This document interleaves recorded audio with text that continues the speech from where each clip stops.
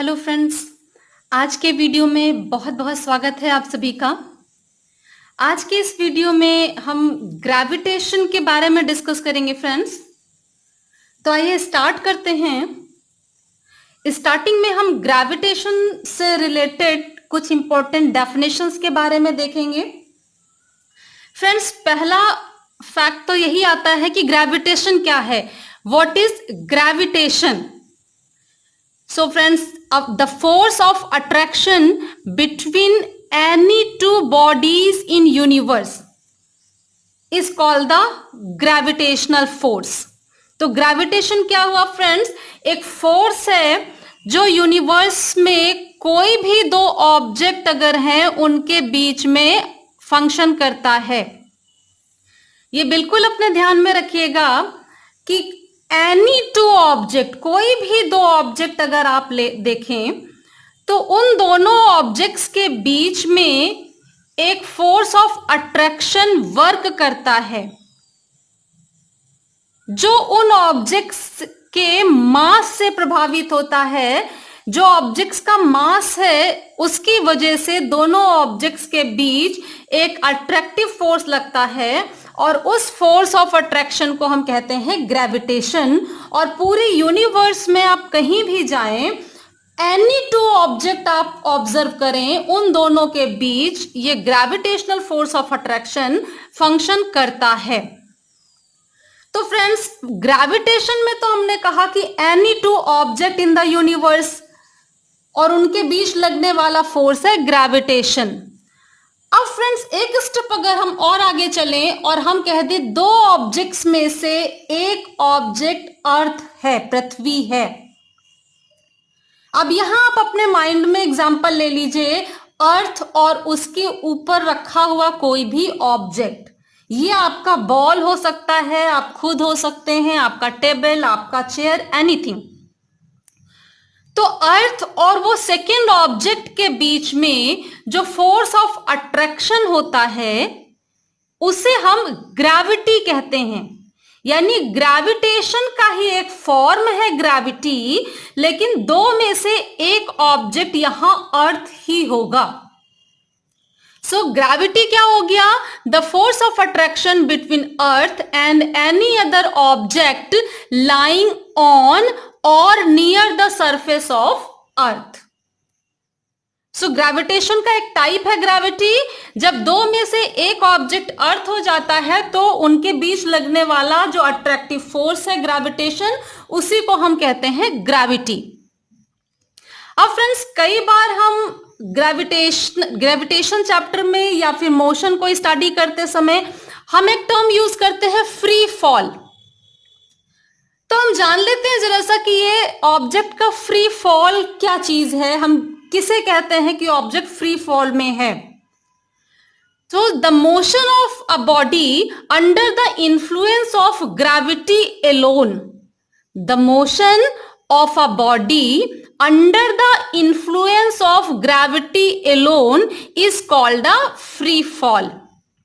Means कि जब हमने ग्रेविटी को डिफाइन किया तो हमने क्या कहा कि एक ऑब्जेक्ट अर्थ है और दूसरा उस पर रखा हुआ या उसके सरफेस के पास रखा हुआ कोई सेकेंड ऑब्जेक्ट है, उनके बीच जो फोर्स ऑफ अट्रैक्शन है वो ग्रेविटी है।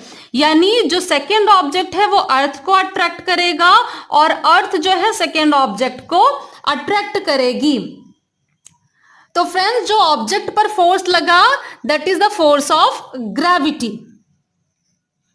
अब अगर हम अर्थ सरफेस पे ना रख करके ऑब्जेक्ट को कह रहे हैं near the surface of the अर्थ, और जिस भी जगह पर है वहां से हम ऑब्जेक्ट को रिलीज कर देते हैं, छोड़ देते हैं। मान लीजिए ये मेरा ये हैंड अर्थ सरफेस है और फ्रेंड्स इसके पास कोई दूसरा ऑब्जेक्ट आपने लिया है।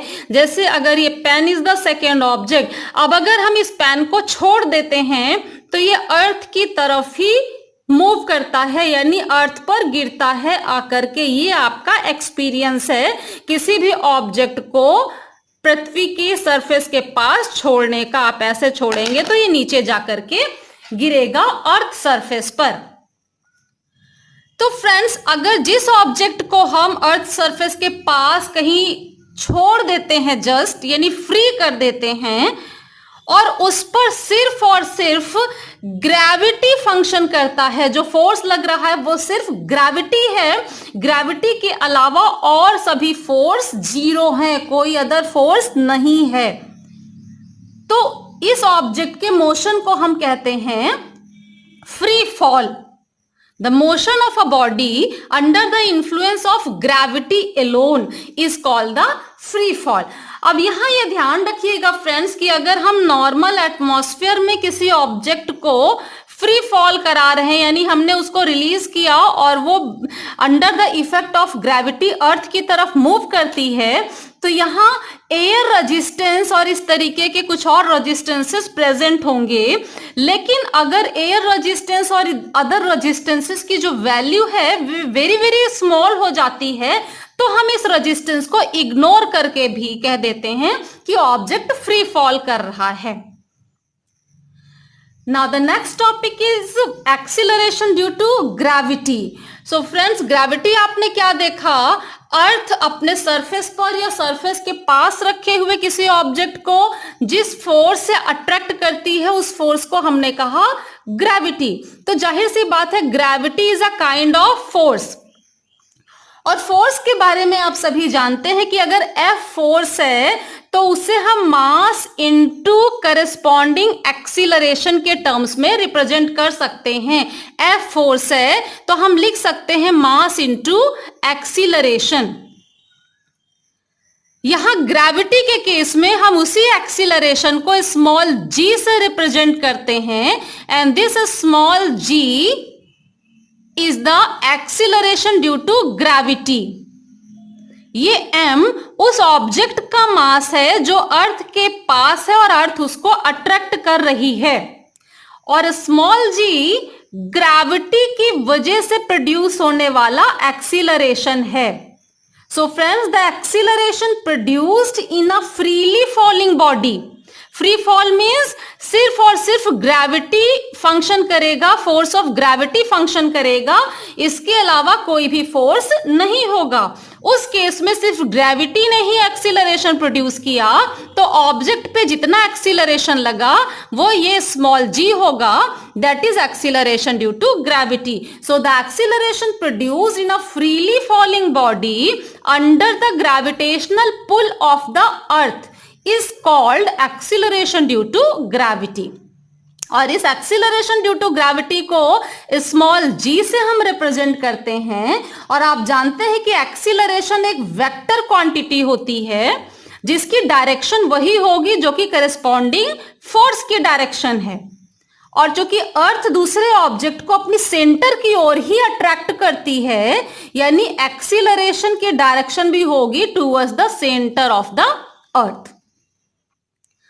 अब फ्रेंड्स, ग्रेविटी आपने देख लिया, एक्सीलरेशन ड्यू टू ग्रेविटी आपने देख लिया, एक टर्म आता है वेट ऑफ द बॉडी, और आपने एक्सपीरियंस किया है लाइफ में कि वेट हम किस चीज को बोल रहे होते हैं, वो फोर्स जो कि अर्थ अप्लाई करती है किसी ऑब्जेक्ट पर, जो अट्रैक्टिव फोर्स अर्थ लगा रही है, वही उसका वेट बनता है। Weight of a body is defined as the gravitational force with which a body is attracted towards the centre of the earth. यानी चूंकि अर्थ अट्रैक्ट कर रही तो ग्रेविटेशनल फोर्स इज ग्रेविटी, और ये ग्रेविटी जो फंक्शन कर रहा है वही ऑब्जेक्ट का वेट होगा। जैसे हमने यहां ग्रेविटेशनल फोर्स को F दिखाया, F is equal to m into small g, this F is the weight, यानी उसी को हम W से रिप्रेजेंट करते हैं। G is acceleration due to gravity. तो फ्रेंड्स, ये तो इंपॉर्टेंट डेफिनेशंस थे, और जब हम ग्रेविटेशन की बात कर रहे हैं, ग्रेविटी की बात कर रहे हैं, तो यहां बहुत इंपॉर्टेंट हो जाता है डिस्कस करना Newton's universal law of gravitation. Newton's universal law of gravitation. Friends, Newton ने दिया है लॉ ऑफ ग्रेविटेशन, इसलिए न्यूटन के नाम से हम कह रहे हैं Newton's universal law of gravitation. इसके अलावा यूनिवर्सल वर्ड यूज क्यों किया, क्योंकि स्टार्टिंग में ही कहा गया कि पूरे यूनिवर्स में एनी टू ऑब्जेक्ट आप सेलेक्ट कर लें, वो दोनों एक दूसरे को एक फोर्स से अट्रैक्ट करते हैं, और वही फोर्स होता है ग्रेविटेशनल फोर्स। यानी कहीं भी आप जाएं पूरे यूनिवर्स में ये फोर्स आपको ऑब्जर्व होता है, और जो न्यूटन ने लॉ दिया वो पूरे यूनिवर्स में होल्ड करता है। कहीं भी ऐसी जगह नहीं मिलती जहां ये लागू नहीं होता, इसीलिए हम इसे कहते हैं Newton's universal law of gravitation. तो फ्रेंड्स, इसके पहले हम उस लॉ के स्टेटमेंट पर आए, हम यहां ये भी डिस्कस करना चाहेंगे कि किस तरीके से न्यूटन ने जो स्टेटमेंट दिया है लॉ ऑफ ग्रेविटेशन का, वहां तक उस निष्कर्ष तक वो किस तरीके से पहुंचे। आप में से कई बच्चों को ये पता होगा कि यूनिवर्सल लॉ ऑफ ग्रेविटेशन का स्टेटमेंट क्या है, नहीं मालूम है तो भी आज के वीडियो में आप सीख जाएंगे। यहां देखिए फ्रेंड, जब हम यूनिवर्सल लॉ ऑफ ग्रेविटेशन की बात करेंगे तो हम कहेंगे कि force between any two object in the universe is directly proportional to product of their masses. दो ऑब्जेक्ट हैं, एक का मास है m1, एक का m2। m1 mass and m2 मास, दोनों अपने मास के कारण एक दूसरे को अट्रैक्ट करते हैं। ये इस पे फोर्स लगाता है और ये इस पे। इसने जो इस पे लगाया उसका मैग्नीट्यूड उतना ही होगा जो ये इस पे लगा रहा है फर्स्ट ऑब्जेक्ट पे। यानी हम यहां क्या कहते हैं, दोनों ऑब्जेक्ट्स के बीच एक फोर्स ऑफ अट्रैक्शन लगता है, और उसका मैग्नीट्यूड कितना आएगा, F proportional to product of their masses m1 and m2 and F inversely proportional to r square। r is the distance between the two objects। जो A और B पे object है उनके बीच का डिस्टेंस है स्मॉल r। तो ये force of attraction is proportional to 1/r square. 1/r square के प्रोपोर्शनल है। इसी को हम किस तरीके से बोल सकते हैं, F is inversely proportional to r square. याद रखिएगा, ये मत लिखें या कहें कि F is inversely proportional to 1/r square, गलत हो जाएगा। ये आपको क्या कहना है, F is inversely proportional to r square, या F is proportional to 1/r square. दोनों को जब कंबाइन करते हैं तो इस फॉर्म में आता है, और फिर हम आगे डिस्कस करेंगे कि हमने इसे कैसे कंप्लीट इस फॉर्म में लिखा। अभी हम यहां बात करें कि दो मेन फैक्ट हैं जो इस स्टेटमेंट में आएंगे। F is proportional to product of the masses of the objects and F is inversely proportional to r square. तो ये कंक्लूजन न्यूटन ने कैसे निकाला, पहले हम उसे शॉर्ट में डिस्कस कर लेते हैं, फिर हम स्टेटमेंट पे एक बार फिर लौट करके आते हैं। फ्रेंड्स, आपने सुना होगा, कई बार स्टोरीज में भी आप सुने हैं कि आप क्या बोलेंगे यहाँ पे कि न्यूटन ने देखा था कि एक एप्पल ऊपर से नीचे की तरफ गिर रहा है, और उस गिरते हुए एप्पल को देख करके उन्होंने लॉ ऑफ ग्रेविटेशन दिया। तो कैसे एप्पल को देख करके लॉ ऑफ ग्रेविटेशन दिया, हम उसे डिस्कस कर लेते हैं। Seeing an apple falling from a tree and comparing it with the motion of the moon. जब उन्होंने एप्पल को देखा कि वो एक जैसे ट्री से अलग होता है, डिटैच होता है, तो वह एप्पल नीचे की तरफ अर्थ की ओर ही आता है, और फिर उन्होंने इसे मून के साथ कंपेयर करके लॉ ऑफ ग्रेविटेशन अब दिया। Newton concluded that gravitational force follow the inverse square law. जो 1/r स्क्वायर की बात की वो उन्होंने मून के मोशन के साथ फॉलिंग एप्पल को कंपेयर करके दिया। ही थॉट, क्या सोचा न्यूटन ने, that the force which attracts the apple towards the earth might be same as the force attracting the moon towards the earth, यानी ग्रेविटेशनल फोर्स।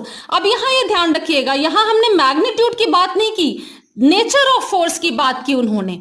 जाहिर सी बात है, एप्पल पे जो फोर्स लग रहा होगा उसका मैग्नीट्यूड अलग होगा अर्थ की वजह से, और मून पे जो लग रहा होगा उसका मैग्नीट्यूड अलग आएगा, लेकिन दोनों फोर्सेस के नेचर सेम है। और नेचर कौन सा उन्होंने एज्यूम किया, that is the gravitational force. यानी अर्थ जो है एप्पल पे ग्रेविटेशनल फोर्स लगा के खींच रही है, इसलिए ग्राउंड की तरफ आया, अर्थ सरफेस की तरफ एप्पल गिरा, और यही अर्थ मून पर भी ग्रेविटेशनल फोर्स लगा करके खींच रही है, लेकिन मून गिर नहीं रहा है। अब उस फैक्ट को हम यूज करेंगे और यहां फिर कंक्लूड करेंगे कि F is proportional to 1/r²। He compared acceleration due to gravity on the earth with acceleration due to gravity on the moon। तो जब ग्रेविटेशनल फोर्स है मून पर भी अर्थ की वजह से और एप्पल पर भी अर्थ की वजह से, तो हम एप्पल पे लगने वाला एक्सीलरेशन ड्यू टू ग्रेविटी निकालेंगे और फिर मून पे लगने वाला एक्सीलरेशन ड्यू टू ग्रेविटी निकालेंगे। उनको कंपेयर करके हम ये कंक्लूड करेंगे, यहां पे न्यूटन ने कंक्लूड किया कि जो फोर्स ऑफ ग्रेविटेशनल अट्रैक्शन है that is inversely proportional to r²। So acceleration due to gravity on the moon must be equal to centripetal acceleration required for the motion of the moon। देखिए friends, आप circular motion पढ़ चुके हैं, इसके पहले के videos में मैंने दिया है सर्कुलर मोशन। वहां आपने क्या देखा कि कोई भी ऑब्जेक्ट अगर सर्कुलर पाथ पे चल रहा है तो उस पे सेंट्रीपिटल फोर्स लगना जरूरी है। और आप ये जानते हैं कि मून अर्थ के चारों तरफ एक सर्कुलर ऑर्बिट में रिवॉल्व कर रहा है।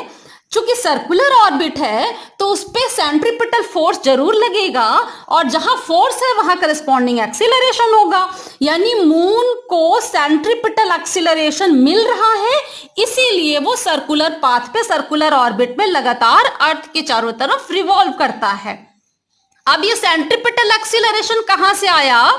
तो वो आ रहा है gravitational attraction between earth and the moon. So friends, अब मास तो मून का सेम है, चाहे हम ग्रेविटेशनल अट्रैक्शन की बात करें और चाहे सेंट्रीपिटल फोर्स की बात करें। तो मास अगर कैंसिल कर दें तो हमें क्या मिलेगा?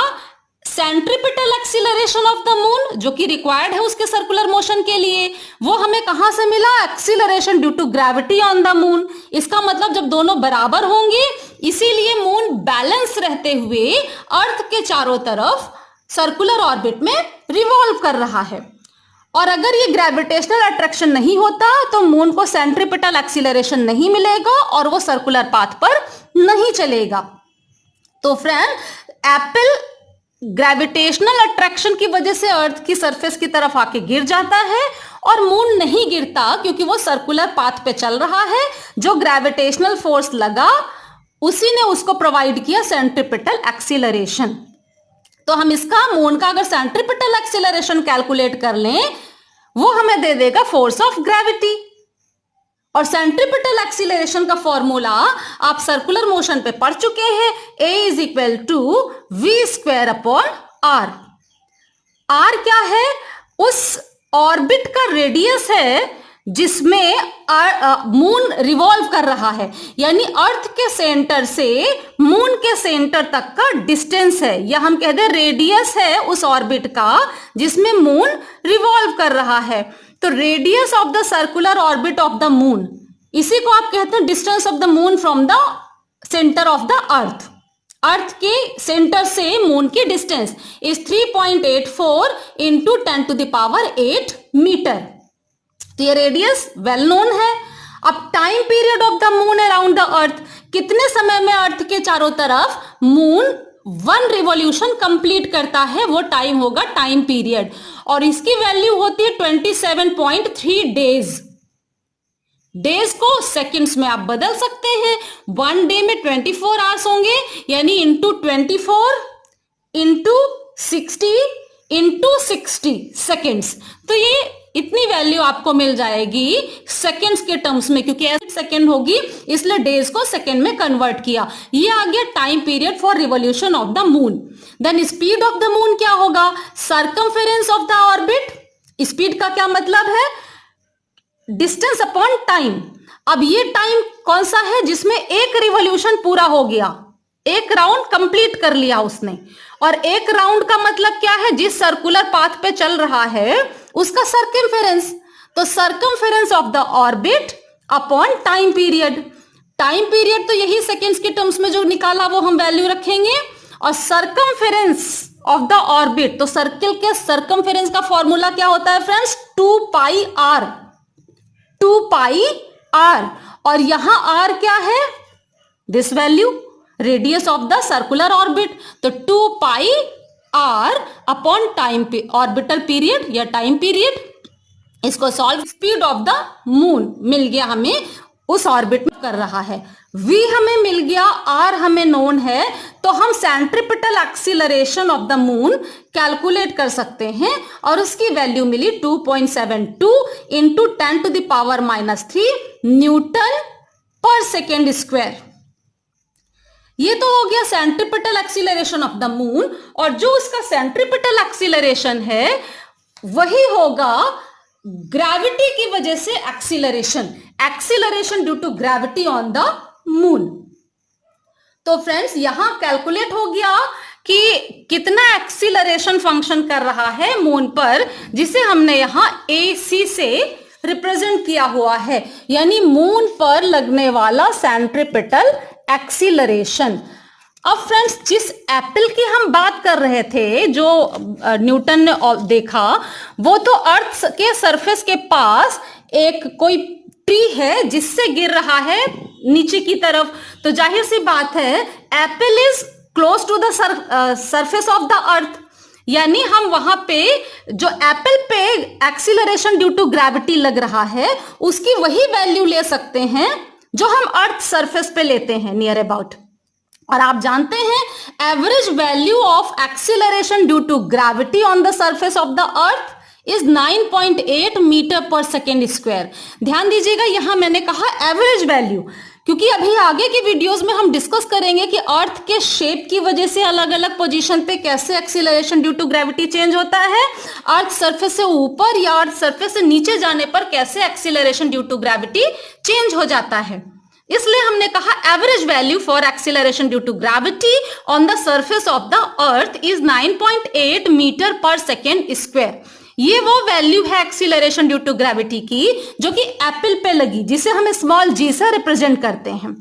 अब फ्रेंड्स यहां आपने देखा कि जो हमने मून के लिए acceleration due to gravity calculate किया, that is 2.72 into 10 to the power -3, 2.72 into 10 to the power -3, जो वो वैल्यू इससे वेरी वेरी स्मॉल है, 10 टू द पावर -3 में जा रहा है, तो AC is very small to G।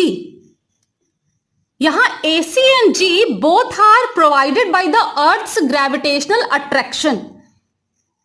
AC moon पे जो लगा और G एप्पल पे लगा, लेकिन AC की वैल्यू G से बहुत छोटी आई, और इसी को कंपेयर करके न्यूटन ने कंक्लूजन ड्रॉ किया कि जो ग्रेविटेशनल फोर्स है that is inversely proportional to r square. r square means distance of the object from the centre of the earth, यानी इस केस में एप्पल की डिस्टेंस अर्थ के सेंटर से और इस केस में मून की डिस्टेंस अर्थ के सेंटर से।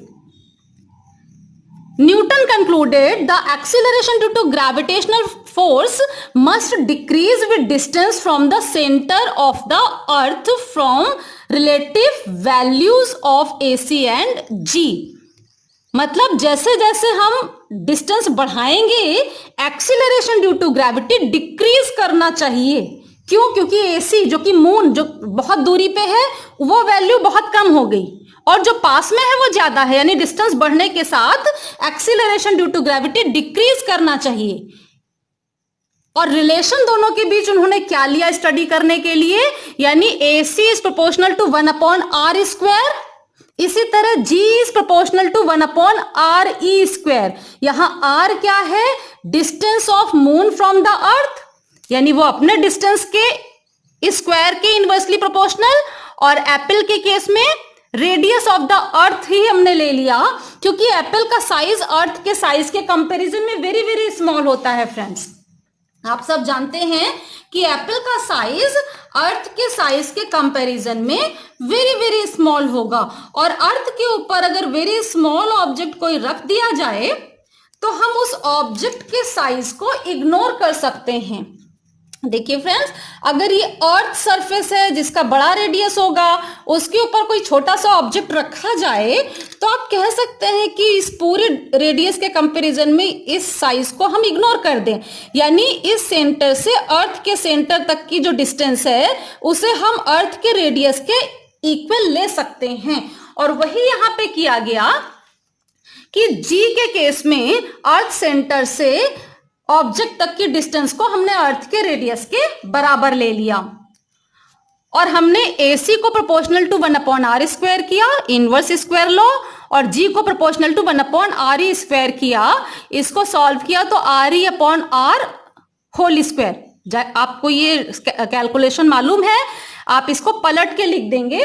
अगर नहीं मालूम है तो मैं एक बार फिर आपको शॉर्ट में बता देती हूं यहाँ पे कि अगर आप लिखते हैं A/B whole divided by C/D, तो ये पलट कर हो जाएगा A/B इंटू D/C। फ्रेंड्स, ऐसा A/B whole divided by C/D, और इसी को सॉल्व करेंगे तो A/B इंटू ये पलट के ऊपर गया, नीचे ये वाला पलट जाता है D/C। वही चीज यहां अप्लाई कर दीजिए आप, तो आपको मिल जाएगी RE/r होल स्क्वायर। तो फ्रेंड्स, इसको जब आप सॉल्व करते हैं, रेडियस ऑफ द अर्थ की वैल्यू लिखें और आप distance of the moon from the earth centre लिखें, तो ये रेशियो आता है 1/60। ये वैल्यू यहां सब्स्टिट्यूट करके सॉल्व कर दीजिए। ये G को इधर ले जाएं, G की वैल्यू है of course 9.8 metre per second square, और जैसे ही इसको सॉल्व करते हैं तो AC की वही वैल्यू आ गई जो कि यहां प्रैक्टिकली आपने कैलकुलेट किया था, जो न्यूटन ने। इसका मतलब क्या है कि ये रिलेशन जो न्यूटन ने एज्यूम किया कि acceleration due to gravity is proportional to 1/r square, या कह दें inversely proportional to r square, वो प्रूव हो गया, क्योंकि ये वैल्यू वही आ गई जो कि यहां मून के लिए acceleration due to gravity calculate किया गया। So inverse square law is verified by Newton moon test. ये जो टेस्ट किया न्यूटन ने मून के बेस पे, इसको कहा गया न्यूटन मून टेस्ट। इसके आगे न्यूटन ने क्या कहा, थर्ड लॉ ऑफ मोशन भी अप्लाई किया। उन्होंने कहा दो ऑब्जेक्ट हैं तो दोनों एक दूसरे पे एक्शन रिएक्शन करते हैं, तो जाहिर सी बात है दोनों ऑब्जेक्ट के मास का भी इफेक्ट आना चाहिए। So using third law of motion, Newton further analysed, उन्होंने एनालिसिस किया, कई ऑब्जेक्ट्स पे स्टडी किया पहले, the dependence of force of gravitation on the product of the masses of the two bodies. यानी एक तो फैक्ट उन्होंने निकाला कि जो फोर्स ऑफ ग्रेविटेशन है that is inversely proportional to square of the distance between the object, यानी r square की इनवर्सली प्रोपोर्शनल। और दूसरा जो उन्होंने स्टडी किया वो कहा कि gravitational force is proportional to product of the masses of the two object, और इन दोनों को मिला करके ही हमने जो स्टेटमेंट है वो उन्होंने दिया। क्या आया, every particle in the universe attracts every other particle with a force which is directly proportional to the product of their masses and inversely proportional to square of distance between them. एक ये वाला fact और एक ये वाला fact, this force acts along the line joining the two particles. यहां friends याद रखने की चीज है कि एक A ऑब्जेक्ट एक B पर ऑब्जेक्ट है, मास m1 है और दूसरे का m2 है, तो दोनों एक दूसरे को अट्रैक्ट करते हैं। यानी A पे रखा ऑब्जेक्ट इसको अट्रैक्ट करेगा तो फोर्स इधर लगेगा, B पे रखा ऑब्जेक्ट इसको अट्रैक्ट करेगा तो फोर्स इधर लगेगा। लेकिन जो फोर्स की डायरेक्शन होगी इन दोनों ऑब्जेक्ट्स को ज्वाइन करने वाली स्ट्रेट लाइन के अलोंग ही होगी। इन दोनों को मिला दीजिए कि स्ट्रेट लाइन से, तो जो फोर्स ऑफ अट्रैक्शन है इस लाइन के अलोंग ही फंक्शन करेगा। तो ये डायरेक्शन की बात हो गई, और इससे हमने मैग्नीट्यूड की बात की फ्रेंड्स। दोनों को अगर हमने एक साथ लिखा तो F proportional to m1 m2 upon r square. आप जानते हैं प्रोपोर्शनैलिटी साइन अगर हम हटाएं, इक्वालिटी लगाएं, तो एक प्रोपोर्शनैलिटी कांस्टेंट आ जाता है जिसे हमने यहां कैपिटल G से रिप्रेजेंट किया, और इस कैपिटल G को कहा जाता है universal gravitational constant. Friends, universal मैंने पहले भी आपको अभी बताया कि यूनिवर्सल किस लिए, क्योंकि आप कहीं पे भी यूनिवर्स में चले जाएं, इस g की वैल्यू में चेंज नहीं आता, ये कांस्टेंट रहता है। और इसकी वैल्यू क्या आएगी? 6.67 इंटू 10⁻⁻11 न्यूटन मीटर स्क्वायर पर किलोग्राम स्क्वायर। फ्रेंड्स, ये अलग से एक टॉपिक है कि आप किस तरह से यूनिट और डायमेंशंस निकालते हैं, इसलिए मैंने यहाँ यूनिट और डायमेंशन निकालना आपको नहीं बताया है। आप यहां से अगर वो टॉपिक आपने पढ़ा है तो आप समझ जाएंगे कि g का अगर यूनिट निकालनी है तो बाकी टर्म्स को इधर ले जाए, आर स्क्वायर यहां आ जाएगा और अपॉन m1 m2। r की यूनिट होगी मीटर, यानी आर स्क्वायर की मीटर स्क्वायर, फोर्स की न्यूटन, और m1 की किलोग्राम, m2 की किलोग्राम, तो किलोग्राम स्क्वायर, यानी न्यूटन मीटर स्क्वायर पर किलोग्राम स्क्वायर। ये हो जाती है SI unit for universal gravitational constant. अब यहां ये याद रखिएगा कि अगर हम यूनिट बदलेंगे तो न्यूमेरिकल वैल्यू भी बदल जाती है। बस ये यहां ये कहने का मतलब कि g के वैल्यू में चेंज नहीं होता यूनिवर्स में कहीं जाने पर, इसका मतलब कंप्लीट वैल्यू, क्योंकि value means numerical value along with unit, unit के साथ न्यूमेरिकल वैल्यू, यानी ये वैल्यू इतनी ही रहेगी आप यूनिवर्स में कहीं भी जाएं, इसीलिए हम इसको यूनिवर्सल ग्रेविटेशनल कांस्टेंट कहते हैं। सो फ्रेंड्स, ये तो था Newton's universal law of gravitation. लेकिन अभी यहां एक फैक्ट और बताऊंगी आपको कि आप जानते हैं कि फोर्स तो वेक्टर क्वांटिटी है, तो जाहिर सी बात है इस यूनिवर्सल ग्रेविटेशनल लॉ का भी आपको वेक्टर फॉर्म देना चाहिए यहाँ पे, यानी फोर्स वेक्टर है तो इसका अपने ऑटोमेटिक एक वेक्टर फॉर्म आएगा और हम यहाँ उसी वेक्टर फॉर्म को एक्सप्लेन करेंगे। वेक्टर फॉर्म मीन्स फ्रेंड्स, जो जो यहाँ पे वेक्टर क्वांटिटी हैं उनकी डायरेक्शन भी हम शो करें।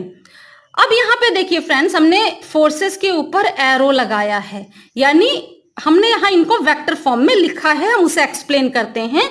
जो फर्स्ट ऑब्जेक्ट है ए पॉइंट पर उसका मास m1 है और इस पे सेकेंड ऑब्जेक्ट बी पॉइंट पर m2 मास का है। ये फोर्स ऑफ अट्रैक्शन लगाता है, यानी ए पे रखे ऑब्जेक्ट को अपनी ओर खींच रहा है। तो फर्स्ट ऑब्जेक्ट पर सेकेंड ऑब्जेक्ट ने जो फोर्स लगाया उसकी डायरेक्शन आप देख रहे हैं from A to B, attraction है ए से बी की तरफ, इसलिए हमने इसकी वैल्यू लिखा F12, यानी फर्स्ट पर सेकेंड ने लगाया, ऊपर एरो लगा दिया हमने, तो ये वेक्टर टर्म में आ गया।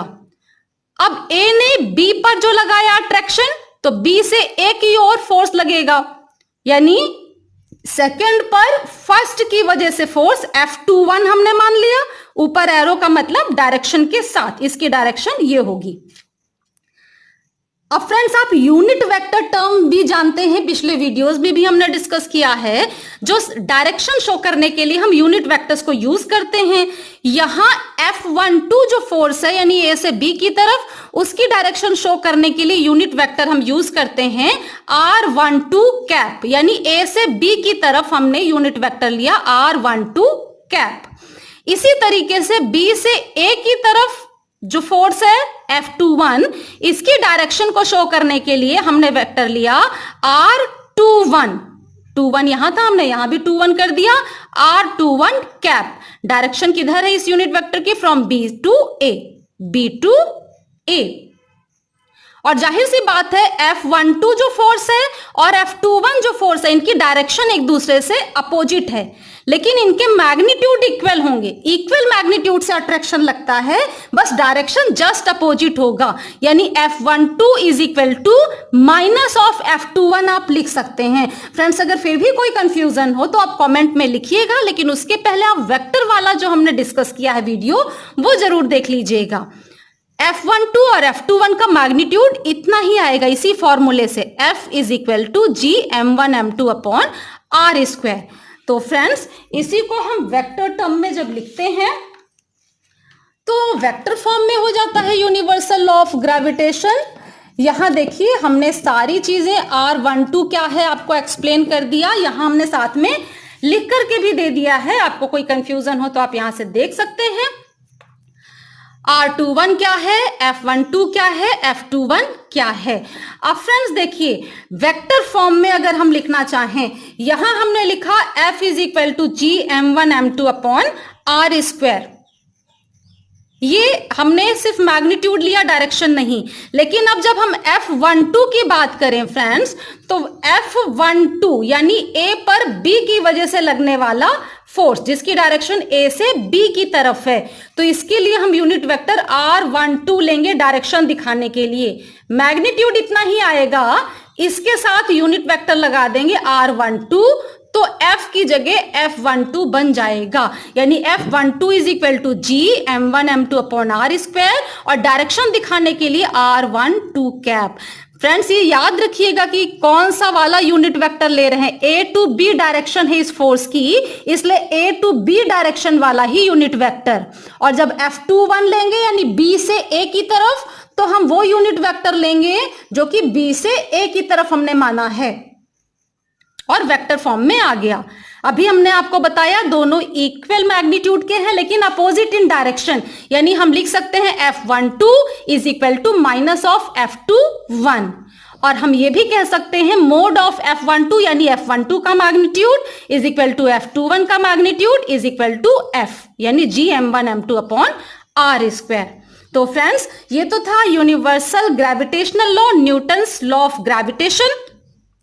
इस स्टडी करते समय कुछ पॉइंट्स हमारे सामने निकल के आए जिन्हें हम समराइज कर लेते हैं, क्योंकि 1 मार्क क्वेश्चन में यहां से भी पूछा जा सकता है। So gravitational force between two masses is independent of intervening medium. मतलब फ्रेंड्स अगर यहां दो ऑब्जेक्ट है M1 एंड M2, तो यहां पे कोई वैक्यूम है या कोई मीडियम है, उसका इफेक्ट F की वैल्यू पर यानी फोर्स ऑफ अट्रैक्शन पर नहीं पड़ता, इंटरवेनिंग मीडियम से इंडिपेंडेंट है। क्योंकि ये जो G है वो यूनिवर्सल कांस्टेंट है, हर जगह कांस्टेंट है, कोई भी मीडियम होगा इसकी वैल्यू इतनी ही रहेगी, R उतना ही है, M1 M2 उतना ही है, तो F भी फिक्स रहेगा, यानी इंटरवेनिंग मीडियम पर डिपेंड नहीं करता। Universal gravitational force obey Newton's third law of motion. अभी आपने देखा है कि M1 M2 पर जितना फोर्स लगाता है उतना ही अपोजिट डायरेक्शन में फोर्स M2 M1 पर लगाता है, यानी एक्शन रिएक्शन यहां होल्ड करता है, that is the Newton's third law of motion, वो यहां पे होल्ड करेगा। Strictly holds for point masses. Friends यहां याद रखिएगा कि जो यूनिवर्सल लॉ ऑफ ग्रेविटेशन है वो पॉइंट मासेस के लिए कहा गया है, हैवी साइज के ऑब्जेक्ट में एज सच ये होल्ड नहीं करेगा। यहां से देखिए फ्रेंड्स, मान लीजिए यहां पे कोई हैवी ऑब्जेक्ट रखा है, पॉइंट मास नहीं है, तो किसी बड़े ऑब्जेक्ट को आप कह सकते हैं कि बहुत सारे उसमें पॉइंट्स होंगे। इसी तरह सेकेंड ऑब्जेक्ट जो है वो भी हैवी है, पॉइंट मास नहीं है, वो भी आप बहुत सारे पॉइंट से मिलकर के बना हुआ है। अब अगर आप यूनिवर्सल ग्रेविटेशनल लॉ यहां अप्लाई करें तो फ्रेंड्स इस पूरे ऑब्जेक्ट का एक पॉइंट है जिसका मास है M11, और यहां जो सेकेंड ऑब्जेक्ट है उसका हमने मास लिया M12, तो इनके बीच फोर्स ऑफ अट्रैक्शन लगा। अगर आपको इस पॉइंट पर जितने भी पॉइंट्स है सबका फोर्स ऑफ अट्रैक्शन चाहिए तो हमें ये फोर्स निकालना पड़ेगा, फिर इसके बीच निकालें, फिर इसके, यानी जितने पॉइंट्स हैं उन सबका इफेक्ट निकालें, बल्कि जो फर्स्ट ऑब्जेक्ट है इसके भी जो पास वाले पॉइंट्स हैं इन सबका इफेक्ट निकालें और उन सबका वेक्टर सम लेंगे, तब M11 पे टोटल फोर्स हमें मिल पाएगा, अगर ये बड़े साइज के ऑब्जेक्ट हैं तो। और आप जानते होंगे कि पॉइंट ऑब्जेक्ट किसे कहते हैं, अगर जो डिस्टेंस हम स्टडी कर रहे हैं इसके कंपैरिजन में ऑब्जेक्ट का साइज वेरी वेरी स्मॉल है, इतना स्मॉल कि उसके साइज को हम इग्नोर कर सकते हैं, तो हम ऑब्जेक्ट को पॉइंट ऑब्जेक्ट कहते हैं। अगर वो ऐसा ऑब्जेक्ट नहीं है कि हम साइज उसका इग्नोर नहीं कर पाते हैं डिस्टेंस जो अंडर स्टडी है उसके कंपैरिजन में, तो फिर हमें उसे एक्सटेंडेड ऑब्जेक्ट लेना पड़ेगा, बड़ा ऑब्जेक्ट होगा और उस ऑब्जेक्ट में बहुत सारे पॉइंट ऑब्जेक्ट्स होंगे, और फिर ये कॉम्प्लिकेटेड केस हमें अप्लाई करना होगा। और फ्रेंड्स नेक्स्ट पॉइंट जो हमें याद रखना चाहिए, जो ग्रेविटेशनल फोर्स है दैट इज सेंट्रल फोर्स, यानी सेंट्रल फोर्स हमने डिस्कस किया है पहले भी कि जो एक सेंटर की ओर डायरेक्टेड होता है, और आपने देखा कि ग्रेविटेशनल फोर्स भी सेंटर की ओर डायरेक्टेड है। बी ने इसको अट्रैक्ट किया यानी बी की ओर डायरेक्टेड है, ए ने इसको अट्रैक्ट किया तो ये ए की ओर डायरेक्टेड है, यानी इसका सेंटर ए हो गया और इसका सेंटर बी हो गया। तो gravitational force is always central force. Gravitational force is also conservative force. Friends, आपने पढ़ा होगा पहले से, conservative and non conservative force होते हैं, तो यहां ग्रेविटेशनल फोर्स कंजर्वेटिव नेचर का फोर्स होता है। And gravitational force between two bodies is independent of the presence of other bodies. Friends, कोई भी दो ऑब्जेक्ट अंडर स्टडी अगर हम ले रहे हैं, उनके बीच का फोर्स किसी भी थर्ड ऑब्जेक्ट की प्रेजेंस के कारण अफेक्टेड नहीं होगा। जैसे अगर इस पॉइंट ऑब्जेक्ट पे हम इस पॉइंट ऑब्जेक्ट की वजह से फोर्स स्टडी कर रहे हैं, तो यहां और जितने भी ऑब्जेक्ट प्रेजेंट हैं, इनकी वजह से इन दोनों के बीच जो फोर्स आया उस पे कोई इफेक्ट नहीं आएगा। ये पॉइंट्स प्रेजेंट हो या ना हो, इसकी वजह से इस पे फोर्स इतना ही लगेगा। ये प्रेजेंट है तब भी इतना ही, और ये एब्सेंट हो जाए तब भी ये इस पे इतना ही फोर्स लगाएगा। तो फ्रेंड्स, आज के वीडियो में इतना ही स्टडी करेंगे। अगर इसमें भी आपको कोई डाउट है या आप कोई और हेल्प चाहते हैं तो आप मुझे कमेंट में लिखें, मैं उसके लिए अलग से वीडियो आपको दे करके आपकी प्रॉब्लम सॉल्व कर दूंगी। और फ्रेंड्स, अगर अब तक आपने इस चैनल को सब्सक्राइब नहीं किया है तो जल्दी सब्सक्राइब करें और अपने लिए बेनिफिशियल वीडियोस देखते रहें। Thank you.